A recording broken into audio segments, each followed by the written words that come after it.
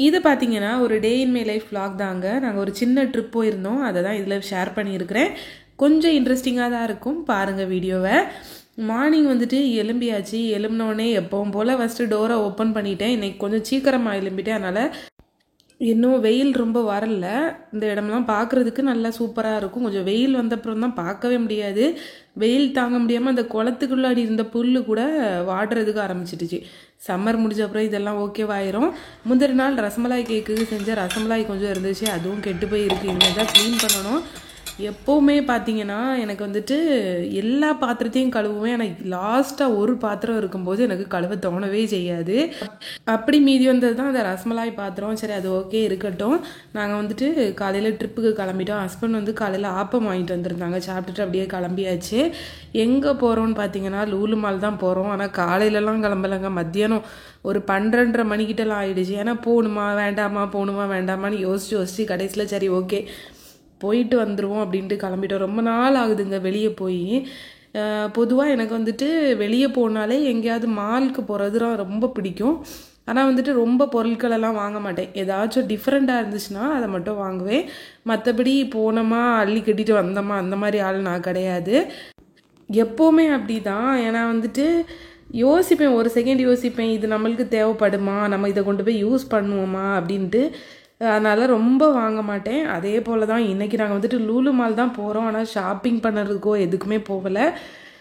கொஞ்சம் நம்ம வீட்டிலேருந்து எங்கேயாச்சும் வெளியே போயிட்டு வரலாம் அப்படிங்கிறதுக்காக தான் அங்கே போனோம்.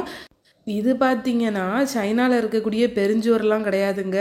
நம்ம திருவாண்டம் ரூட்டில் இருக்கக்கூடிய அந்த பைபாஸில் இருக்கக்கூடிய ஒரு செவரு தான். ஆனால் பார்க்குறதுக்கு ரொம்ப பெருசாக இருக்கும். இந்த ரோடு ஃபுல்லாகவே இந்த மாதிரி தான் இருக்கும். அப்படியே மேலே போகும், அப்புறம் கீழே வரும்.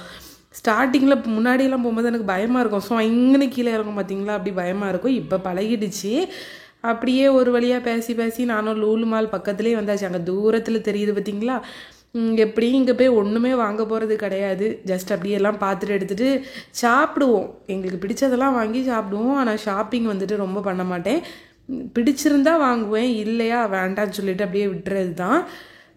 நாங்கள் போகும்போது அங்கே போய் ரீச் ஆகும்போது மணி பார்த்திங்கன்னா 3 மணிக்கிட்ட ஆகிடுச்சு. அதுக்கப்புறம் அப்படியே கொஞ்சம் பொறுமையாக உள்ளே போயாச்சு. ஏன்னா பயங்கர வெயில், வரும்போது பயங்கர வெயில். ஆனால் ட்ரிவாண்ட்ரமில் வந்துட்டு கொஞ்சம் நல்லா மழை பெய்துட்டு இருந்துச்சு. கிளைமேட்டு கொஞ்சம் அப்படி மாறி இருந்துச்சு. ஓரளவுக்கு அட்ஜஸ்ட் பண்ணி வந்துட்டோம். இங்கே வந்த உடனே 3 மணி ஆகிட்டு பார்த்தீங்களா, நல்லா வயிறு பசிக்க ஆரம்பிச்சிடுச்சு. நல்லா ஹஸ்பண்ட் என்ன பண்ணாங்கன்னா இப்போ பிரியாணி வாங்கிட்டு வந்தாங்க. சாப்பிட்டு முடிச்சுட்டு அதுக்கப்புறமாட்டு எதுனாலும் ஷாப்பிங் பண்ணலாம் அப்படின்னு.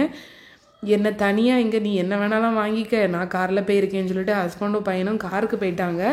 நான் அதனால் அப்படி ஒவ்வொரு கடையாக மாடு மேய்ச்சிட்டு என்னத்தை பார்த்தாலும் வாங்க தோணலை. ஃபஸ்ட்டு அதுதான் விஷயம். பிடிச்சிருந்துச்சு ஆனால் வாங்க தோணலை. அப்படியே எல்லாம் நல்லா பார்த்துட்டு ரிலாக்ஸாக பொறுமையாக நம்ம தனியாக பையனை ஹஸ்பண்ட் பார்த்துக்கிட்டனால நான் பொறுமையாக எல்லாம் பார்த்துட்டு அப்படியே வந்தேன். இங்கே பார்த்தீங்கன்னா லூலுவில் வந்து பேக் டு ஸ்கூல்னு சொல்லிட்டு ஒரு ட்ரெயின் விட்டுருக்காங்க. ட்ரெயின் அந்த செட்டப்பில் இருக்குது. இதில் வந்து நம்ம பிள்ளைங்களுக்குள்ளே ஸ்கூல் பேக்கு, வாட்டர் பாட்டில் எல்லாமே சேல்ஸ் பண்ணிகிட்டு இருக்காங்க. நிறைய பேர் அதில் தான் நின்று வாங்கிட்டு இருந்தாங்க. அப்படியே எல்லாம் முடிச்சுட்டு கிளம்பியாச்சு. கார் பார்க்கிங் பண்ணுற இடத்துல பார்த்தீங்கன்னா இந்த ஜூஸ் வச்சுருப்பாங்க. இது மில்க் ஷேக்னு நினைக்கிறேன். இது வந்து ரொம்ப டேஸ்டியாக இருக்கும். எப்போ போனாலும் வாங்குவோம். இது வந்துட்டு நான் கேஷ்யூநட் ஃப்ளேவர் வாங்கினேன். ஹஸ்பண்ட் வந்துட்டு பிஸ்தாஷியோ வாங்கினாங்க. வாங்கிட்டு அதையும் குடிச்சிட்டு அப்படியே வீட்டுக்கு கிளம்பியாச்சு. இந்த விலாக் இவ்வளவு தாங்க, ரொம்ப சின்ன விலாக் தான். ஏன்னா நம்ம வந்துட்டு கொஞ்சம் நிம்மதியாக ரிலாக்ஸாக இருக்கலாம் அப்படின்ட்டு தான் அங்கே போனது. அதனால் ரொம்ப வீடியோ எடுக்கலை.